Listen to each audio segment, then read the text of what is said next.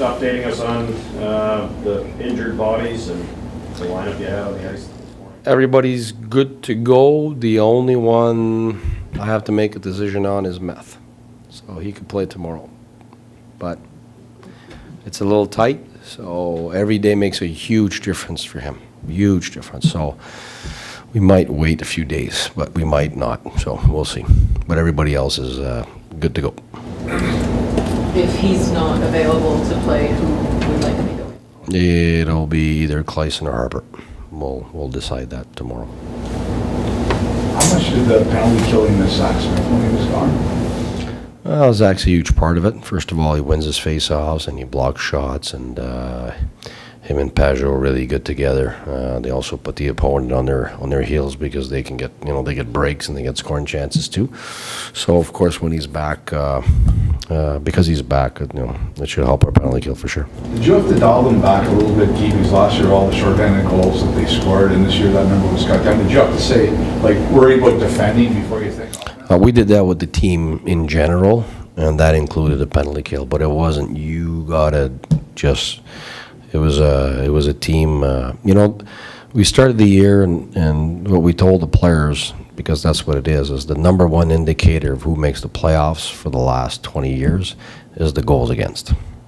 That's the number one indicator. Some teams have good power plays, some teams don't. Some teams have good PKs, some teams don't. Boston won the cup. They had a power play, I think, that was running at 3.5 of the year. They played against us. The number one indicator is goals against. And the team went from, I think, 29 or 30th last year to top 10 this year. And that was the goal. And we're in the playoffs. So the players have really bought into that, and that includes the PK. So it's on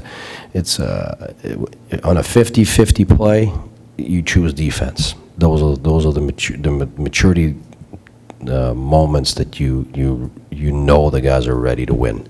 It's when they choose the 50-50 defense, and that's whether it's on the PK, those guys, or other guys 5-on-5.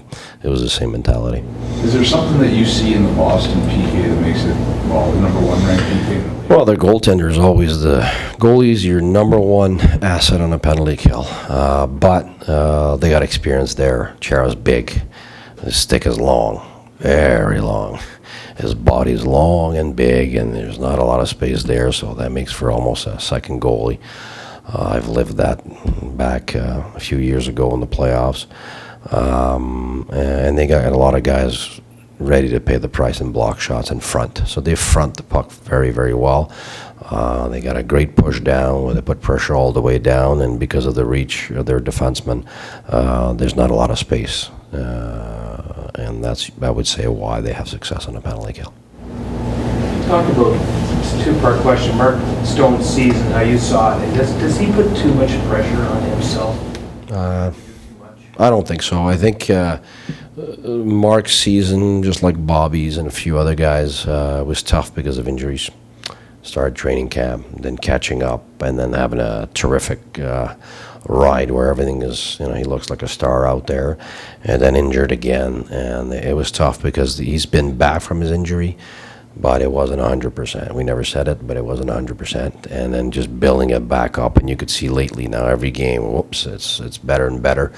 So we're coming in the playoffs with him being in a much better physical state, and he's a top-end player. So I don't think there's pressure. I think he dealt with the injuries at the moment that happened, and he knew what percentage he was at coming in, and we knew. So everything fits with how he was with his injuries. Maybe just to follow it up, it looks like you got him with Pajot. Oh yeah, but don't look at the lines today. That could last 5 minutes. That could be very different.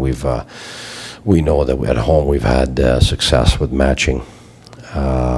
So I got option A, B, and C, and D in my mind. I'm ready to switch real quick. So we'll see where we go with that. That's one possibility. But when you're at home, there's an advantage to it being able to match, and that's why players are ready to. They know the different options that can come. Est-ce que je peux juste faire répéter en français l'état de santé de Mark Method qui demeure écoute, il n'est pas incertain pour nous autres. Là. Il est où est-ce qu'on sait qu'il est. Il peut jouer. Mais c'est serré. Alors, peut-être qu'avec le fait qu'on joue seulement samedi après chaque jour, dans son cas, c'est énorme l'amélioration. Fait que peut-être qu'il va jouer, mais peut-être qu'on va attendre un autre match. Vous êtes entendu dans le vestiaire avec le maniement de la rondelle. Ben, c'est ça. C'est qu'il est capable, mais c'est tight, là. Je te dirais, dans 3 jours, une énorme amélioration. On le sait parce qu'on voit les 5 derniers jours, c'est incroyable la différence. Fait que maintenant, c'est juste une question de la dernière partie de la réhabilitation. Si on était 7e match, je peux dire qu'il jouerait 100%. Parce qu'il est prêt. Il veut jouer, il est prêt. C'est ma décision à ce moment-là. Est-ce qu'on est mieux avec un gars qui est 100%, comme Clayson ou comme Harper, qui ont très bien fait, ou qu'on a un gars qui est à 85-90%, on est mieux d'attendre puis de l'avoir à 100% 3 jours plus tard. C'est ça notre décision en ce moment, mais il pourrait jouer, définitivement. Et c'est sûr qu'il joue dans cette série-là. Puis ton 100%, c'est un vrai 100% ou c'est un 100% playoff, là, tu sais? Non, c'est 100%. OK. 100%. I know you said not to look at the lines, but are those likely the 12 players you're going to have? Not necessarily. No, today I just had a right winger, a center, and a left winger. So tomorrow you might have changes. You were a guy at the start of the year, you didn't want a lot of extra players around. Yeah. That, That was for chemistry. That was to build chemistry, and it's built already. and Zach Smith said today, it kind of looked like training camp out there today. Yeah. That's what it is normally. Every team that goes into the playoffs has a lot of players, and the Black Aces will come next week. They won't be around the team, they'll be available. So in Tampa, it was the exact same thing. We had tons of guys in there. I mean, Mark Crawford went to 12. They went through 12 defensemen to win the Stanley Cup. We were at 10, and it was a 7th game of the conference final. We went through 17 forwards. And so if you make it far, you need a lot of good players. And so we need this guy, the guys right here. Pajot was matched up with Bergeron for most of the games. How do you see that matchup being any different? It's a possibility for us, but like I said, there's different things that we think we can and want to do, and we also have lines that we know have some offensive punch, and right now I think we'll be able to do both, and Pajot could be matched up, but it could also be everybody just being aware of the opponent when they're on the ice. So I think we'll see both in this series. First of all, when you're on the road, you're not matching. So that means every line's got to be ready to play against Marchand and Bergeron. And it's not just about Marchand and Bergeron. You got Pasternak and you got Krejci. That's another great pair too. And their third and fourth lines work very hard. So our 4 lines have to be better than their 4 lines, and our 6Ds have to be better than their 6Ds, and our goalie has to be better than their goalie in the end. That's where it's at. So that's why I think, first of all, there's going to be injuries. There's going to be guys hurt, banged up. There's going to be guys that are going to be playing way above what you were expecting. There's going to be guys that are going to play below what you're expecting, and that's why it's very dynamic.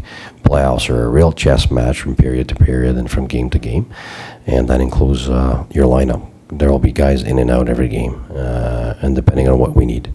So tomorrow, we know we haven't had good first periods against Boston in all 4 games because we didn't manage the boards well.